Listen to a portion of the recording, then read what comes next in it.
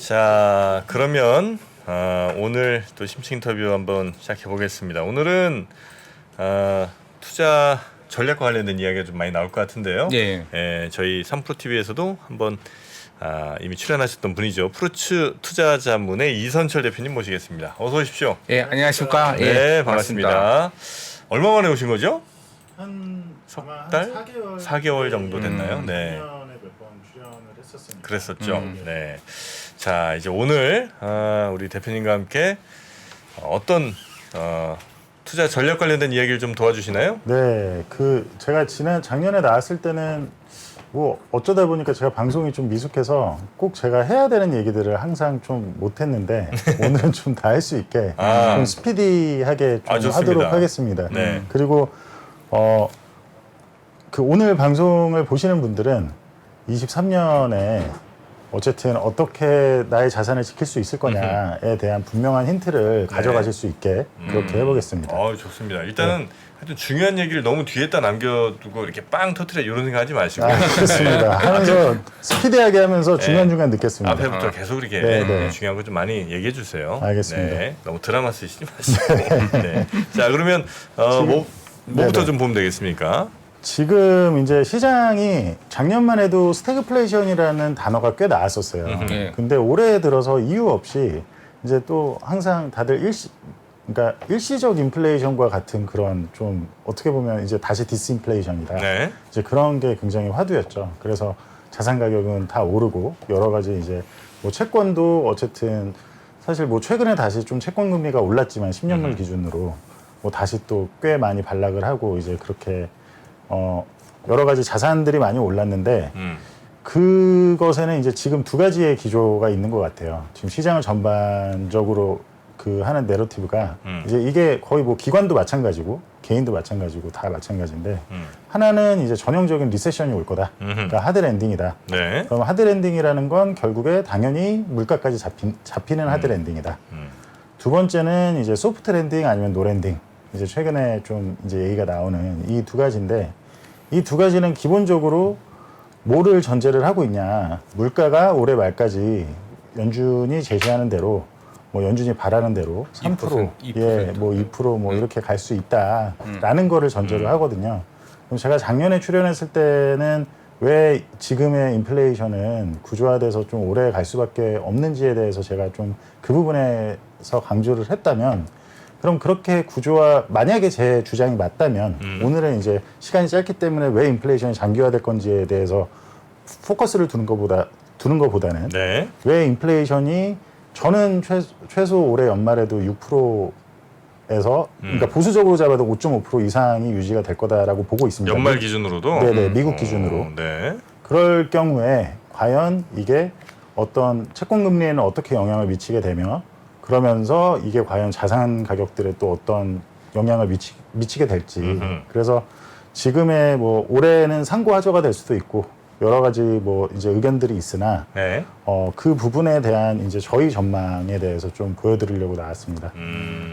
그래서 일단 하여튼 네. 인플레는 굉장히 높은 수준을 유지할 거라고 우리 대표님 보고 계신 거네요. 네, 맞습니다. 그럼에도 불구하고 월가에서도 지금 뭐 미국채 10년물이 4% 넘어가면 묻지도 따지지도 말고 사라. 채권 사라. 네, 채권 사라 10년물. 네. 그러니까 그거는 제가 앞서 말씀드린 그 두 가지 내러티브가 시장을 지배하고 있기 때문에 만약에 정말로 리세션이 온다, 침체가 온다라고 한다, 리세션이 온다고 해도 물가는 당연히 빠질 거니까 이런 걸 전제로 하는 거죠. 그럼 이제 금리 떨어질 거고. 금리가 하락할 거고. 근데 사실 뭐 3%에도 이제 리세션을 주장하는 전문가분들이 제가 이렇게 많이 봤는데 네. 다만 이제 그분들도 그렇기 때문에 장기 채권을 사야 된다. 10년물, 20년물 뭐 장기 채권을 사야 된다. 지금 정도 금리면 충분히 매력이 있다. 네. 안전 자산이다. 라고 말씀을 하시지만 그게 인플레이션이 동반되지 않는 상황에서의 리세션, 그러니까 디플레이션을 걱정해야 되는 그런 전형적인 우리가 알고 있는 리세션과 그럴 때는 당연히 채권이 안전자산이 맞죠. 네. 달러가 안전자산이 맞고. 근데 지금 저희가 앞두고 있는 거는 미국의 인플레이션이 높은 상태를 장기간 사람들의 생각보다 장기간 유지돼서 저희가 전망하는 대로 그 이유로 인해서 이제 만약에 위기가 생긴다면 과연 어떤 자산이 좋을 거냐. 그럼에도 불구하고 미국의 인플레이션이 화폐 가치가 6% 이상씩 계속 매년 빠진다. 만약에 이게 올해가 아니라 10년 뒤까지도 계속 6%가 나올 수도 있겠구나라고 어느 순간 사람들이 그렇게 기대를 하게 된다라고 만약에 그렇게 가정을 해볼게요. 예.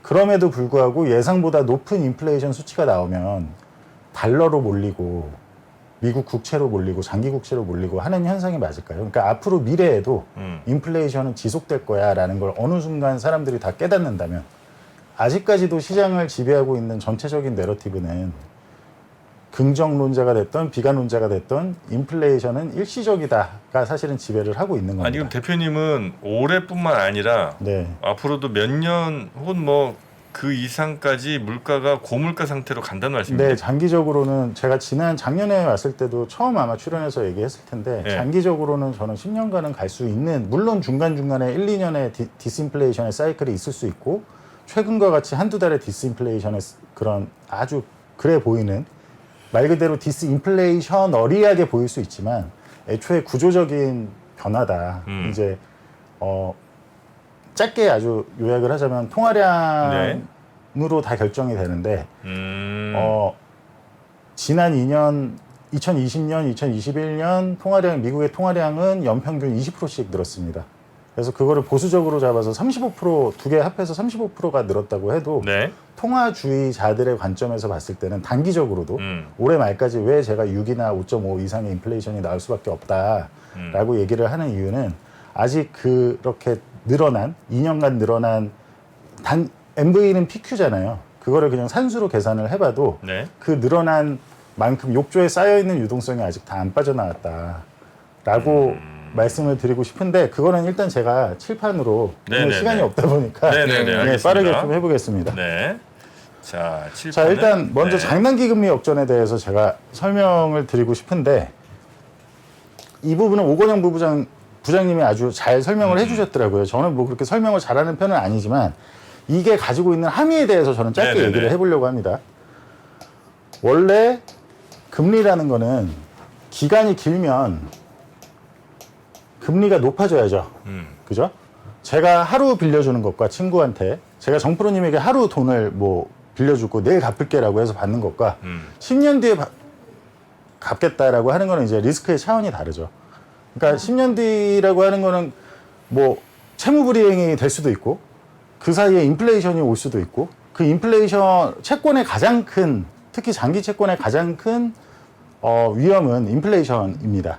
그죠?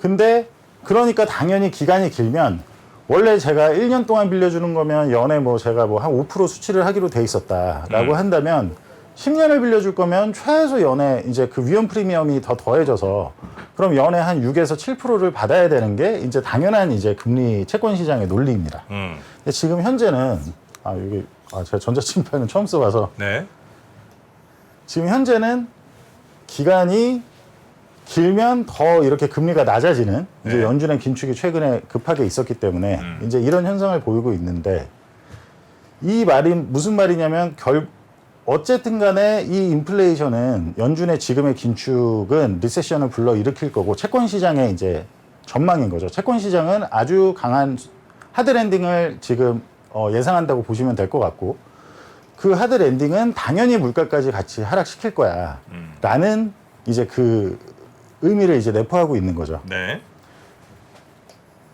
근데 만약에 제가 말씀드린 대로 이런 그 인플레이션이라는 게 통화주의 입장에서 발생을 하는 거다라고 하면 완전히 이제 다른 시점이 생기는데 어쨌든 왜 인플레이션이 높게 유지될 수밖에 없느냐는 조금 더 뒤로 잠깐 밀어놓고 제가 그 전에도 워낙 많이 얘기를 했기 때문에 만약에 제가 전망하는 대로 연말까지 죄송합니다.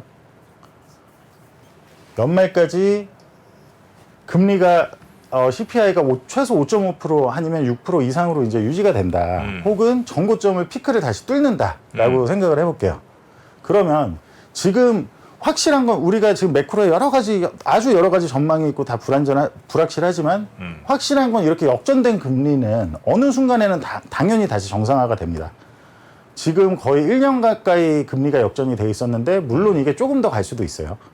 하지만 평소에 금리 역전이 된 것보다도 더 긴 시간 동안 역전이 돼 있죠. 네. 확실한 건 어느 순간에 정상화가 될 거라는 거는 확실한 겁니다. 그죠? 역전돼 있다는 건 이제 장기 금리보다 단기 금리가 더 비싼 약간 이상한 상황. 그렇죠. 단기 네. 금리가 훨씬 지금 1년짜리가 뭐 예를 들어 5% 주면 그렇죠. 네네. 10년물은 지금 4%죠. 자꾸 역전돼. 그렇죠. 채권자 입장에서 제가 1년만 빌려주는 게 더 금리를 많이 받을 수 있는 거예요. 네. 10년을 빌려주면 덜 받게 되고. 근데 이제 그런 상황에서 사람들 이제 시장에서 예상하는 금리가 정상화되는 거는 이렇게 역전이 돼 있었다고 한다면 이 위에 게 올라가는 게 아니라 이 앞에 단기 금리가 내려갈 거다라고 지금 생각을 하고 계신 거죠. 반대로 말하면 아래 게 다시 이제 리세션이 올 거니까 연준이 급하게 다시 금리를 낮출 거야. 리세션이 올 거면 물가도 당연히 잡히는 거겠지. 케인즈학에 따르면 그러니까. 물가도 당연히 잡히는 거겠지. 고용이 줄으면 또 물가도 잡히겠지. 그러면 단기 금리가 쭉 내려가고 요렇게 뭐 단기 금리가 예를 들어서 다시 뭐 0%까지는 아니더라도 뭐 2% 이렇게 올라오고 요 장기 쪽은 4% 뭐 이런 식으로 정상화가 되지 않겠냐. 물론 이것도 좀 더 내려갈 수 있겠죠. 이렇게 이거를 지금 기대를 하고 있는 건데 이렇게 된다면 정말로 작년 10월에 우리가 봤던 S&P 500의 저점이 정말로 저점일 수 있습니다. 인플레이션이 끝이라면. 왜냐하면 이 정도의 금리는 장기 금리는 S&P 500의 지금 현재 밸류에이션을 정당화를 해주거든요. 해주기 때문에. 근데 반대로 제가 보는 위험은 금리 정상화가 앞에 쪽이 내려가는 게 아니라 연준도 계속 얘기하고 있죠. 자기네들은 higher for longer로 갈 거다. 이제는 전 연준이 정말 솔직하게 얘기를 하고 있다고 봅니다. 2021년에 뭐 일시적이다 이럴 때 말고 higher for longer고 인플레이션은 오래 갈 거다.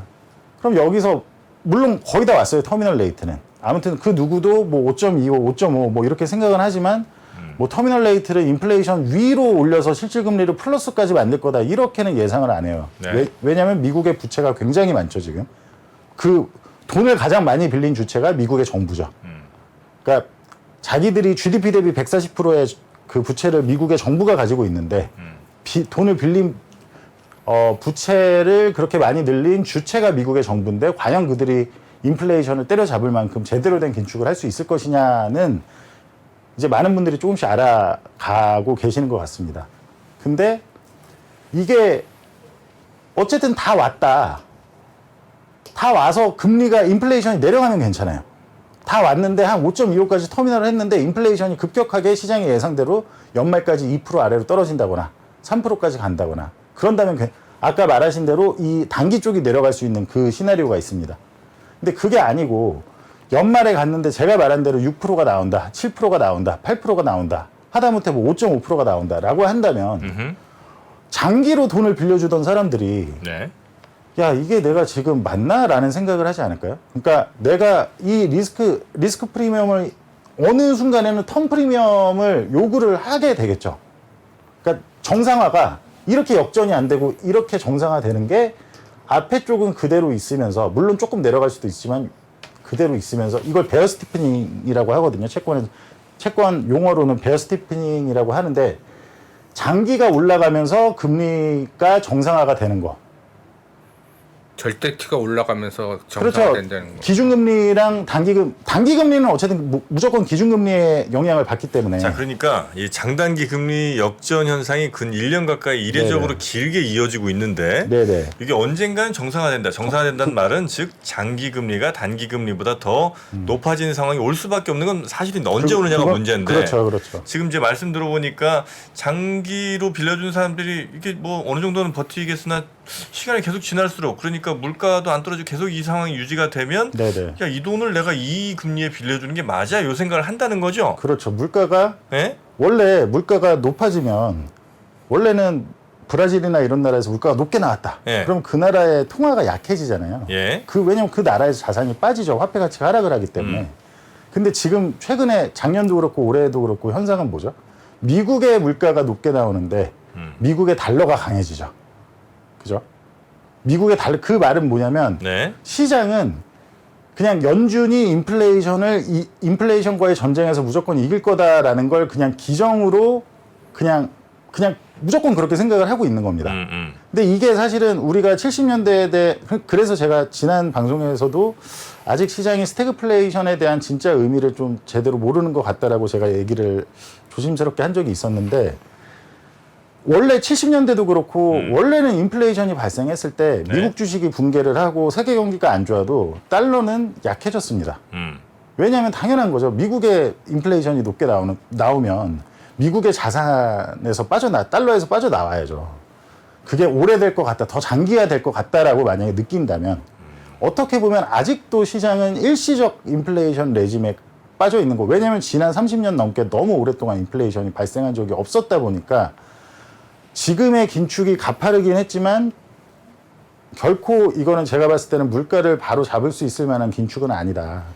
다만 부풀려져 있던 지난 10년 넘게 양적 완화와 여러 가지 이유로 부풀려져 있던 각종 일드 기반의 자산들, 주식과 부동산 이런 자산들이 이 장기 금리가 이렇게 예를 들어 이게 7%가 된다라고 올해 말이나 내년 초에 7%, 저는 이 정도까지 갈 수 있다라고 보고 있습니다. 그러니까 장기 채권의 텐트럼이 나올 수 있다라고 보는데 만약에 7%까지 오른다라고 했을 때 네. 주식과 부동산의 리스크 프리미엄은 당연히 같이 올라갈 수밖에 없겠죠. 이 이상으로. 왜냐하면 채권은 원론상으로는 아무튼 원금이 보장되는 자산이잖아요. 네. 제가 4%씩 받고 지금 사서 4%씩 연에 받으면서 10년을 기다리면 그 사이에 인플레이션으로 인해 실질 가치는 어떻게 녹아내리고 얼마나 제가 손해를 보는 것과 상관없이 어쨌든 10년 뒤에는 원금을 제가 미 정부로부터 받을 수 있는 자산이죠. 근데 반대로 주식하고 부동산은 원금 보장 상품이 아니잖아요. 당연히 이 채권 금리보다는 더 높은 리스크 프리미엄을 주는 게 맞죠. 근데 현재 여기서 이 아주 중요한 부분인데 이거 그냥 이렇게 손으로 맞을까요? 제가 이제 깨달았어요. 예. 지난번에 우리 대표님께서 나오셔서 왜 진짜 중요한 내용을 못하고 가셨는지. 예. 우리 대표님은 제- 천재과야. 그래서 이야기하다 자꾸 이런저런 생각들이 많이 나셔. 그걸 아니, 참을 수가 없어. 제가 그렇게 약간 이런저런 생각나는 게 많긴 약간 한데 천재과, 오늘은 제가 천재과. 스토리까지 해서 짜온 연습까지 게 해보고 왔습니다. 짜온 게 이거면 실망인데. 아니에요. 한번 아니에요? 들어보세요. 좀더 들어볼까요? 지금까지 이해되시죠? 장기 금리가 오를 수 안될 건 있다. 없는데. 장기 금리가 오르면 내용이- 주식과 부동산의 멀티플이 조정을 받게 된다. 그렇죠. 그럼 예를 들어 금리가 7% 채권 금리가 7%면 당연히 주식하는 사람들은 적어도 10% 이상은 나와야 주식하는 거고 그렇죠. 부동산 사람 당연히 그렇겠죠. 그럼 그 부분은 일단 건너뛸까요? 예, 그 예. 부분은 그럼 건너뛰시죠. 그렇게 예. 돼. 예. 근데 다만 자 그러면 그거를 상세 과정을 제가 보여드리려고 했는데 그 부분은 건너뛰시고 네. 이렇게 됐을 때 그렇게 제가 됐을 때. 작년에도 원자재를 사셔야 된다 그랬고 2022년에 유일하게 주식과 채권이 다 무너질 때 2022년 연초부터 연말까지 물론 변동성은 컸지만 플러스 수익률을 낸 건 원자재밖에 없습니다. 그러니까 실제로 2022년에 인플레이션을 해지해준 자산은 네. 원자재밖에 없죠. 자, 어쨌든 금리가 이런 식으로 제가 말씀드린 대로 고정되고 여기가 5%다. 자, 원자재 앞에가 시장 5% 가 얘기해 주셨으니까 이제 그거 하나만 그럼 여쭤보겠습니다. 네. 요것만 하고 아니야. 네, 이거 하고 알겠습니다. 넘어가는 게 좋을 것 같아요. 알겠습니다. 원자재 시장에 갈 수 있어요. 네. 그런데 원자재 시장이라는 게 제가 뭐 사실 잘 모르니까 네네. 규모가 어느 정도인지 모르겠으나 네네네. 예를 들면 주식 시장의 사이즈 혹은 뭐 채권 시장의 사이즈 혹은 부동산 시장의 사이즈, 자산 시장의 사이즈들이 있을 거 아닙니까? 네네네. 근데 과연 원자재 시장이라는 게 주식하던 사람들 혹은 채권하던 사람들, 부동산하던 사람들이 몰려가서 사도 될 만큼 그렇게 시장이 커요? 굉장히 크죠. 원자재는 네. 원자재는 화폐는 오히려 찍어내면 그만이 국가의 신용이란 말이에요. 화폐야말로 사실은. 근데 금이나 은은 진짜 수천 년간 해온 통화죠. 예를 들면. 네. 그러니까 실제 원자재, 니켈, 예를 들면 리튬 요새 말하시는 많이 얘기 나오는 리튬은 저는 너무 비싸서 지금은 사시라고 말씀을 드리고 싶지는 않은데 에너지 이런 것들은 그냥 투자로서의 시장의 크기 정도가 아니라 실제 모든 산업이 돌아가게 하는데 필요한 거기 때문에 거기서 그럼 하나 더 여쭤보겠습니다. 네네네. 그러면 원자재 시장 사이즈 클 수 있다고 쳐요. 네네. 근데 원자재 시장이 갈 수 있는 건 기본적으로 경기 예를 들면 진짜 산업들이 걔네들이 잘 돌아가야 네네. 원유가 됐든 니켈이 됐든 경기가 좋아야지. 그러니까 경기가 당연히 좋지 않고는 도저히 걔네들이 갈 수 없잖아요. 경기가 그렇게 좋다는 거는 주식시장이 안 갈 수가 없잖아요. 많은 분들이 이제 경기에 대해서 네. 얘기를 하시고 그게 이제 조금 케인즈학식의 논리가 있는데 네. 통화주의 밀턴 프리드먼의 입장에 따라서 얘기를 하자면 제가 지난번 방송에서도 얘기를 했지만 아마 기억을 못 하실 것 같은데 죄송합니다. 네. 풀린 그러니까 인플레이션은 언제나 어디서나 항상 화폐적 현상이다. 네. 그래서 통화가 많이 풀리면 원자재는 한정된 재화잖아요. 한정된 재화죠. 그러니까 한정돼 있죠 원자재는. 네. 그죠? 근데 돈이 많이 풀리면 그 많이 풀린 돈이 한정된 실물을 따라가는 거죠. 돈은 네. 말 그대로 페이퍼잖아요. 그냥 말 그대로 신용입니다. 신용. 그죠? 원래 달러도 원래는 금에 연동이 돼 있었어요. 근본이 이제 폐기되기 전에는. 네. 근데 신용인데 그 신용을 그렇게 치면 우리나라에서 그냥 이번 팬데믹 때 재난지원금으로 뭐 1,000만 원, 1억씩 다 쌌다. 뭐 다 그러면 다 부자 되나요? 아니죠. 네. 그 1억이 어떤 한정된 재화를 쫓게 되잖아요. 그게 원자재가 됐던 뭐가 됐던. 그때 정프로님 기억하실지 모르겠지만 네. 1억 받으시면 뭐 하실 거냐고 했더니 쉑쉑버거 사가지고 다 시청자분들한테 쏘시겠다고 하셨는데 맞습니다. 보니까 벌써 이제 버리신 것 같아서 아니에요. 그래서 그렇기 때문에 네. 당연히 그러니까 수요가 경제가 좋아야 네. 뭐 이게 원자재에 대한 수요가 올라간다. 뭐 그것도 사실 할 말이 없는 건 아니에요. 중국이 지금 리오프닝하고 작년 내내 갇혀있던 작년에 오히려 원자재가 그 정도밖에 안 튀었던 이유 중에 큰 거는 중국이 아주 클로징한 그 역할도 굉장히 컸다고 봅니다. 네. 물론 모든 자산군 중에서 2022년에 원자재가 1등을 했지만 자 근데 생소하다고 우리가 원자재 투자를 안 할 거냐 정말로 인플레이션이 장기로 10년까지 뭐 5년 그러니까 긴 텀에서는 그렇게 갈 수 있다라고 생각한다면 정말로 생소하다고 원자재를 투자를 안 할 거냐 그럴 때는 아니라고 말씀을 드리고 좋습니다. 싶습니다. 네. 그 원자재 관련된 저의 아주 작은 사소한 질문 마지막 하나만 더 드리겠습니다. 아 진짜 시간이 없어서 그럼 시간이 요거 한 없어서. 번만 알겠습니다. 하고 네. 그래서 돈의 가치가 많이 하락하니까 네. 인플레이션은 구조적으로 할 수밖에 없고 원자재는 필수로 한정돼서 하니까 그 네. 자산이 그러니까 주식이라든지 부동산은 네. 리스크 프리미엄이 올라가서 그거는 조금 그렇고 일드 기반의 자산이기 네, 때문에 근데 원자재는 원금 보장이 되는 장기 채권 그런 금리가 논리네요, 올라가면 그런 주식과 부동산은 듀레이션이 긴 자산이기 때문에 10년물 금리에 굉장히 10년물 금리가 어떻게 움직이느냐에 밀접이 하고 반대로 원자재는 듀레이션이 굉장히 짧은 자산입니다. 좋습니다. 그러니까 만약에 커브가 정상화가 되면 일단 이 짧은 쪽 듀레이션이 짧은 쪽에 낮은 금리로 조달을 해서 바로 어떤 원자재를 사서 재화에 바로 들어가죠. 네. 그렇기 때문에 싼 금리에 조달해서 물론 5%라고 하면 안 싸다고 느끼실 수 있지만 이 짧은 쪽이 싸기 때문에 이 금리에 조달해서 장기 이쪽 더 이 장기로 어쨌든 물건을 팔아서 세일즈를 하는 거기 때문에 이런 금리 역전이 정상화가 되면 원자재에는 특히 또 정상화가 될 때 굉장히 좋은 거다. 네. 이거는 꼭 제가 말한 베어 스티프닝 상황이 아니라 앞쪽의 금리가 내려가는 상황에서도 원자재는 좋다. 그러니까 그만큼 어떤 다른 거에 비해서 지금 상황에서는 위험할 가능성이 적다라는 것도 말씀을 드리고 싶었어요. 네.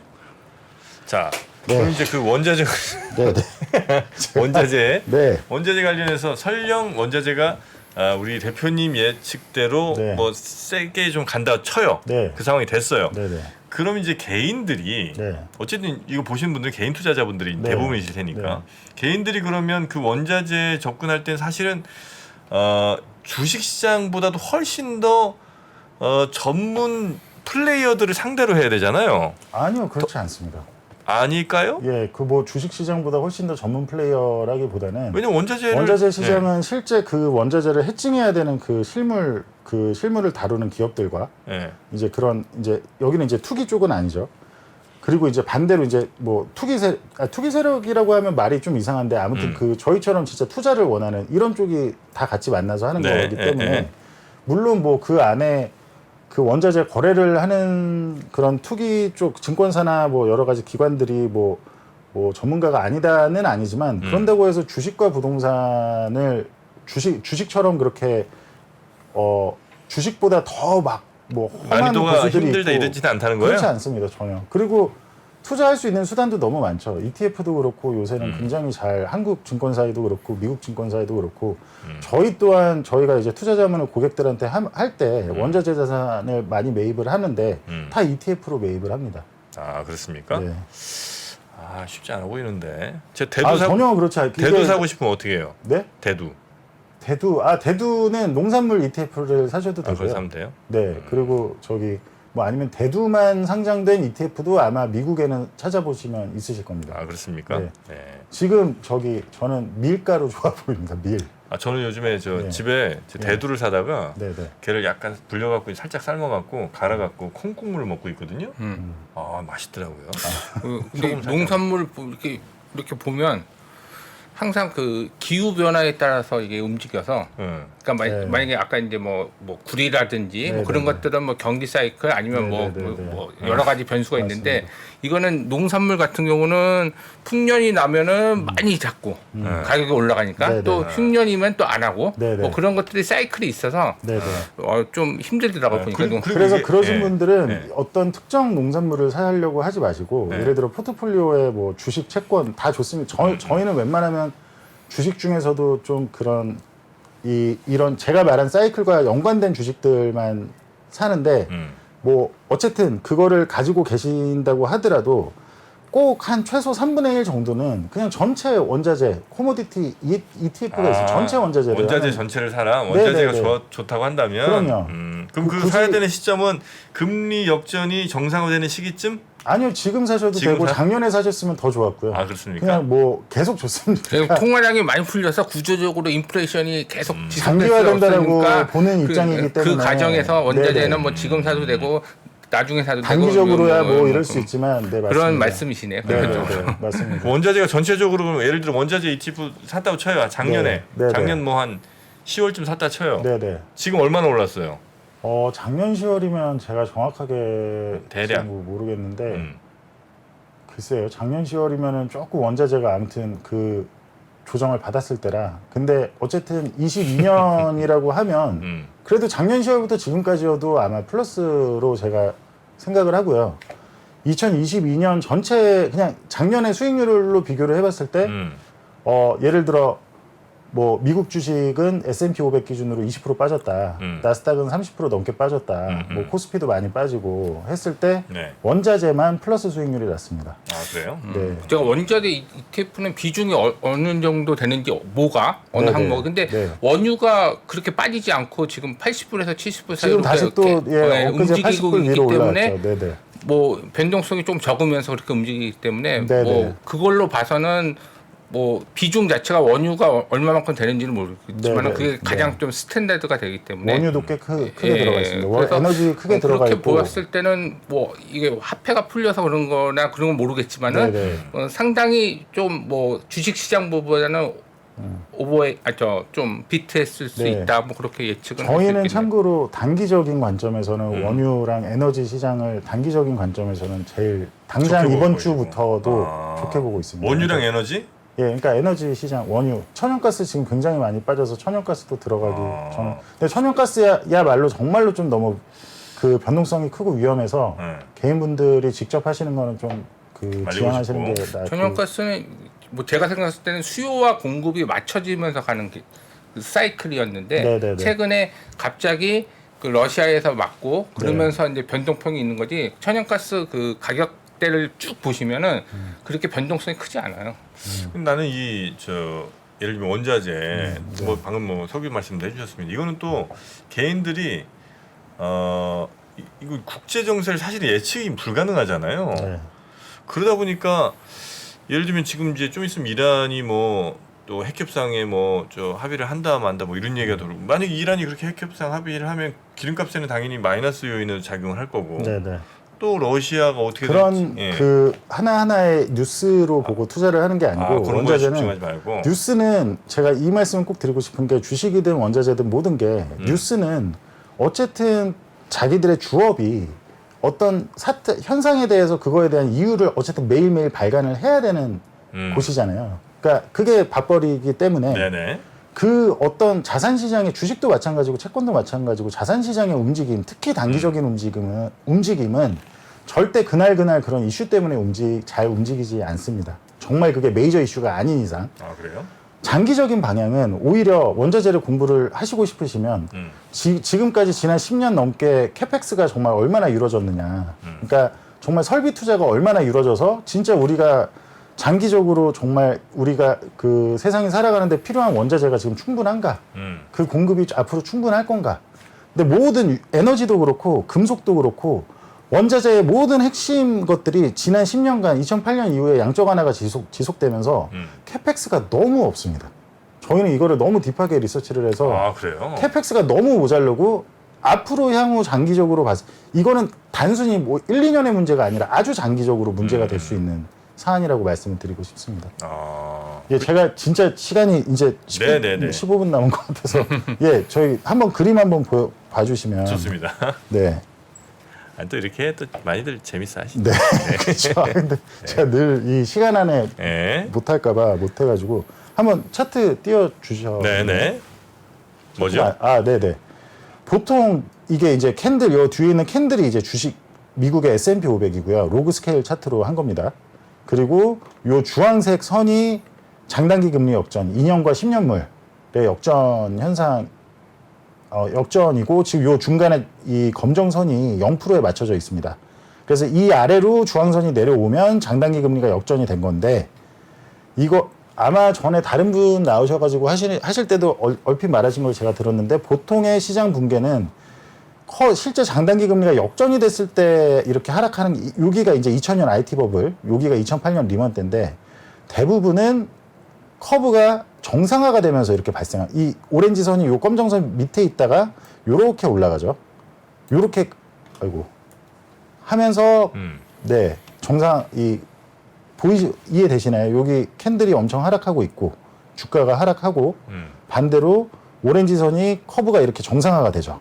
이렇게 정상화가 되면서 그러니까 지금처럼 극도로 마이너스 있을 때에 폭락을 한다기보다 진짜 붕괴는 이게 이제 정상화가 되면서 시차를 두고 이제 이루어진다라고 요거를 좀 아셨으면 좋겠고 제가 이제 시장금리가 정해지는 요소가 보통 시장금리라는 건 말 그대로 연준이 장기 쪽에 있는 시장금리는 연준이 기준금리를 어떻게 오르고 내린다고 해서 정해지는 게 아니라 시장에 참여하고 있는 글로벌 채권 특히 이제 기관들이 나 이 가격이면 적당한 것 같아 이 가격이면 내가 팔래라고 매수 매도를 하다가 그 합이 어쨌든 가격을 결정을 하는 거잖아요. 네. 근데 이제 그걸 딥하게 들여다보면 이제 장기 시장 금리를 생각할 때 보통 이제 첫 번째가 경제 여건, 두 번째 제일 중요한 게 이제 인플레이션이겠죠. 네. 이제 장기적으로 이게 얼마나 갈 거냐. 근데 현재 채권 시장이 착각을 하고 있는 건 지금의 경제는 부채가 너무 많기 때문에 부채가 많은 건 장기적으로 디플레이션 요소다. 그러니까 아주 내면의 깊은 곳에는 그런 게 있는 것 같아요. 네네네. 그래서 결코 예전과 같이 그러니까 지난 10년이 노말이 아니거든요. 사실은 100년, 200년 텀으로 보면 지난 10년은 아주 비노말이죠. 근데 예전과 같은 아주 과거와 같이 80년대, 70년대, 60년대, 50년대와 같은 높은 장기 시장 금리의 시대는 올 수가 없어. 그러다 보니까 이렇게 착각을 하니까 이제 아주 역대급으로 커브가 인버전이 나타나고 있다라고 봐주시면 될 것 같고 그런데 정말로 부채가 많은 게 정말 상을 줄 일일까? 예를 들어 제가 부채가 너무 많아요. 근데 제가 어디 가서 은행 가서 제가 소득 대비 부채가 너무 많은데 저기 돈을 좀 빌리고 싶습니다. 그러면 제가 더 낮은 금리의 대출을 받을 수가 있을까요? 없죠. 아니죠. 이거는 개인과 기업이든 국가든 마찬가지인 겁니다. 근데 지난 10년간 그럴 수 있었던 건 연준은 양적 완화를 돈을 찍어서 허공에서 찍어낸 돈을 가지고 장기 국채를 계속 사들였죠. 장기 국채를 산다라는 건 가격이 올라가니까 금리와 가격은 반대니까 인위적으로 금리를 계속 지난 10년 동안 낮게 유지를 한 거예요. 눌러놓은 거죠. 그러니까 갈 곳 없는 유동성이 채권보다는 장기채보다는 조금 더 나은 수익률을 주는 주식과 부동산에 몰려서 지난 10년간 팬데믹 이전에도 계속 자산 버블은 발생을 한 거고 제가 보는 시점에서는 근데 그 와중에 팬데믹이 발생하면서 재정지원까지 이제 양적 완화에서 재정지원까지 얽혀버리니까 돈의 유통 속도가 엄청 빨라지면서 광의통화가 엄청 늘어버립니다. 그러면서 소비자 물가 인플레이션까지 연결이 된 거고요. 네. 그럼 그 이제 최종 단계까지 온 거예요. 소비자 물가까지 온 게. 그럼 보통은 소비자 물가가 이렇게 올랐으면 장기 금리도 장기 기대 인플레이션이 먼저 현실의 인플레이션이 높게 나타나면 장기 기대 인플레이션도 같이 따라서 올라야 됩니다. 근데 제가 지금까지는 오히려 지난 마지막 방송에서도 얘기한 적이 있는데 오히려 연준이 생각보다 잘하고 있는 거다. 왜냐하면 장기 기대 인플레이션이 묶인 채로 안 올라온다. 왜냐하면 현실의 인플레이션이 생각보다 높아서 놀랐어요. 그럼 사람들은 미래에도 인플레이션이 더 높아지겠구나라고 생각하는 게 아주 자연스러운 일이고 네. 그게 70년대, 80년대 늘 발생했던 일인데 이번에는 어찌된 일인지 현실의 인플레이션이 높게 발생하는데 장기 기대 인플레이션이 자꾸 2, 3% 이 안에서 머물러 있습니다. 그러니까 특히 기관 참여자들, 지금 채권 시장에 있는 수많은 연기금 뭐 이런 기관 참여자들도 네. 미국채가 어쨌든 달러가 미국에서 발생하는 인플레이션이고 미국에서 화폐 가치가 녹아내리고 있는 건데 미국의 장기채가 안전자산이구나라는 착각을 아직 하고 이 물가보다도 낮은 4%밖에 안 주는 미국 채권에 아직 그게 정당화가 되고 있는 거예요. 근데 만약에 이게 제가 말한 대로 정당화가 안 되는 시점이 저는 올 거다. 그래서 텐트럼이 발생해서 장기금리가 정말로 인플레이션보다는 최소 높아지는 상황이 온다라는 게 맞다면 그때는 아주 고평가돼 여전히 거시경제 인플레이션에 비해 고평가돼 있는 미국의 주식과 네. 한국은 저는 오히려 코스피는 굉장히 그래도 전혀 이미 너무 싸기 때문에 나쁘게 보지 않고 지난 방송에서도 말씀드렸듯이 다만 한국은 부동산 이 두 가지가 굉장히 크게 문제가 될 수 있다. 네. 그래서 다음 화면 한번 봐주시면 뭐죠? 네, 차트 한번 네네. 띄워주셨나요? 예, 예. 요게 이제 30년물 금리의 쉽게 말하면 30년물 금리의 이제 1970년부터 지금까지의 추이라고 보시면 될 것 같습니다. 근데 요 선을 보시면 여기 빨간 이 마우스 커서를 혹시 어떻게 마우스로 표시를 하고 싶은데 보이네요. 여기 이게 이제 요 중간선은 이제 120월 평균 선 그냥 쉽게 말하면 120월 평균 선이라고 보시면 10년. 되고요.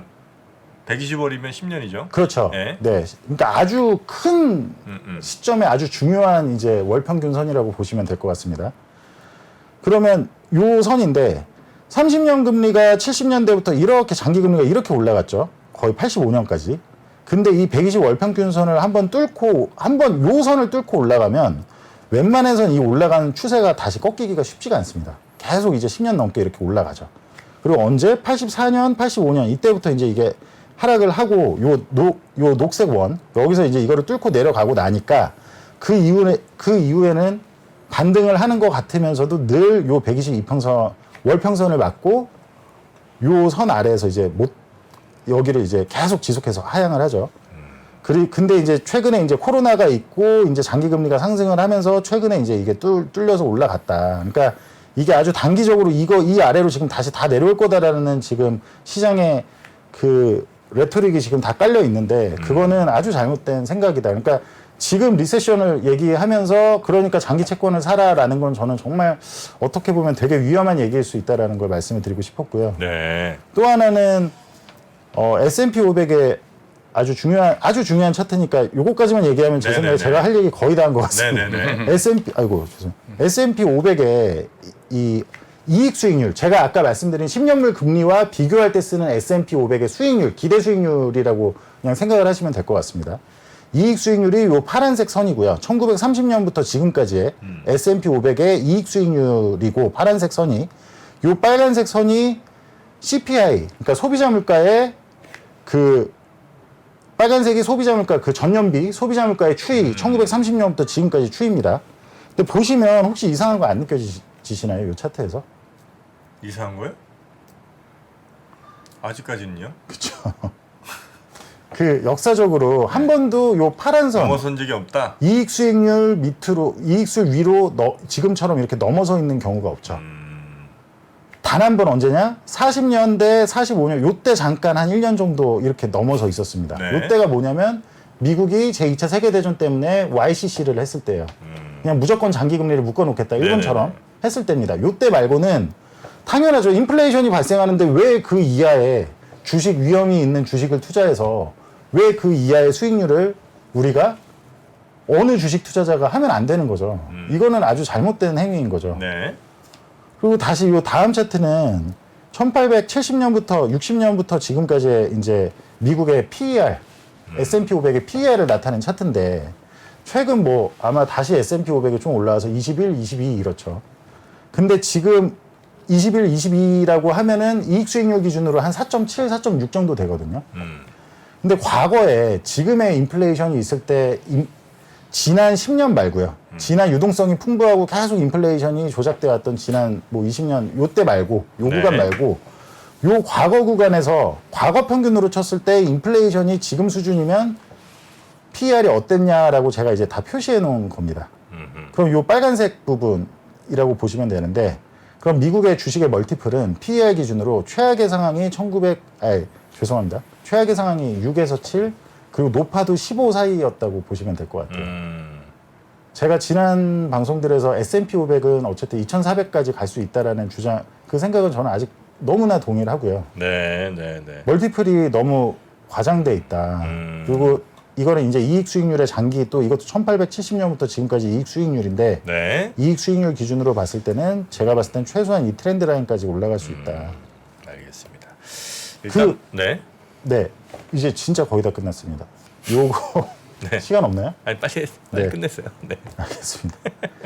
아, 또 이게 방송이 또 제가 의도한 바대로 잘 안 나온 것 같아서 오늘도 뭘 의도를 하고 오지 마세요, 그냥. 의도가 아니라 그러니까 제가 설명하려고 했던 네. 대로 너무 작전 짜고 오지 마시고. 아니면 편하게 오세요. 요 차트를 보시고 한번 잘 생각해 보셨으면 좋겠어요. 네. 바로 이해가 안 되시더라도 네. 요거는 제가 아까 얘기한 S&P 500의 이익 수익률의 실질 이익 수익률입니다. 그러니까 이익 수익률의 CPI를 뺀 실질 이익 그러니까 실질 인플레이션을 뺀 그렇게 뺐을 때 그 지금처럼 이렇게 크게 마이너스 S&P 500이 제공하고 있는 기대 수익률이 마이너스인 경우가 잘 없죠. 이렇게 마이너스일 때는 늘 이 뒤에 보라색 구간이 다 이게 리세션 기간입니다. 아, 네네네. 이렇게 마이너스일 때 한 번도 리세션이 아닌 적이 없죠. 주식이 안 무너진 적이 없던 거예요. 이렇게 보이시나요? 요 뒤에 보라색 음영이 다 리세션 기간인데 이렇게 마이너스일 때 지금은 마이너스 미국의 주식에 투자하면 기대할 수 있는 실질 이익 수익률은 마이너스 3% 정도다라고 생각을 하시면 될 것 같아요. 그럼 과연 지금은 이제 조금 더 해서 마이너스 3보다는 좀 더 나을 수 있지만 네. 아무튼 과연 그럼 이렇게 이게 투자를 하는 게 적당한가 라고 말씀을 드리고 본다면 싶습니다. 지금 여러분이 자산을 뭐 주식에 꽤 많이 들고 계실 거고 어쩌면 뭐 부동산 정도 같이 있으실 텐데 그럴 때보다는 오히려 원자재를 꼭 가져가시고 네. 주식 중에서도 제가 지난번 출연했을 때도 한국 주식은 2200쯤에 다 온 것 같다. 그러니까 한국 주식은 이런 이 매크로 가치 평가로 해서 봤을 때 이미 너무 싸다. 네. 미국과 다르게라고 자주 말씀드렸고 중국 주식도 저는 특히 중국의 이제 뭐 알리바바 같은 이런 주식들은 굉장히 싸다. 그러니까 인플레이션이라는 거는 인플레이션 그 자체는 문제가 없거든요. 네. 그러니까 만약에 자산에 버블이 없다면 버블이 없는 상태에서 갑자기 발생하는 인플레이션은 성장에 따른 인플레이션이기 때문에 오히려 명목으로 어닝을 높여주고 네네네. 아주 좋은 효과가 있습니다. 가격도 높여주고 그러면 이미 그런 인플레이션이라는 건 장기 쪽에 있는 금리를 건드리기 때문에 네. 그 금리로 인해서 이미 어느 정도 그 싸지고 굉장히 버블이 다 꺼진 자산들은 좋다. 주식이나 부동산 중에서도. 근데 다만 제가 왜 미국 주식하고 한국 부동산을 특정을 짓냐면 아직까지 수익률로 제가 다 계산을 해봤을 때는 이게 미국 주식하고 한국 부동산은 아직 버블이 꺼지지가 않은 것 같다. 그것들은 조금 조심하는 게 좋겠다는 말씀을 오늘도 결론적으로 해주셨습니다. 자, 고생 많으셨고요. 아니, 좋았습니다. 오늘 저는 재밌었고요. 아주 흥미진진했습니다. 네, 오늘 프루츠 투자자문의 이선철 대표님과 함께했고요. 다음에 또 봬요 우리 천재과라 그래 본인이. 그건 알고 계십시오. 예. 천재과라 생각 머리가 사실은 나 생각이 오기 너무 전에 많아. 항상 이 촬영하기 전에 이 가슴이 두근두근하는 현상이 있어서 진정제를 하나 먹고 왔는데도 예. 그래서 제가 좀 저도 정프로님처럼 진짜 프로답게 방송을 잘하고 싶은데 그럼 제가 가끔 세미나 할 때도 저는 말을 잘 못하고 좀 그런 게 너무 네, 아쉽습니다. 아유. 그러나 진의는 잘 전달된 것 같습니다. 네, 대표님 네. 오늘 고맙습니다. 고생 많이 하셨습니다. 예, 고맙습니다. 예. 네. 장 시작 전부터 종료까지 쏟아지는 수많은 뉴스와 정보들. 이 중에서 어떤 것이 투자에 정말 도움이 되는 정보일까요? 3프로의 증시 셔터맨 박근영 마스터가 직접 정보를 선별하고 투자의 힌트를 드립니다. 시간도 아끼고 투자 아이디어도 얻는 시간, 박근영 부장의 마켓 힌트와 함께 하세요. 자세한 사항은 3프로 TV 앱과 홈페이지를 확인하세요.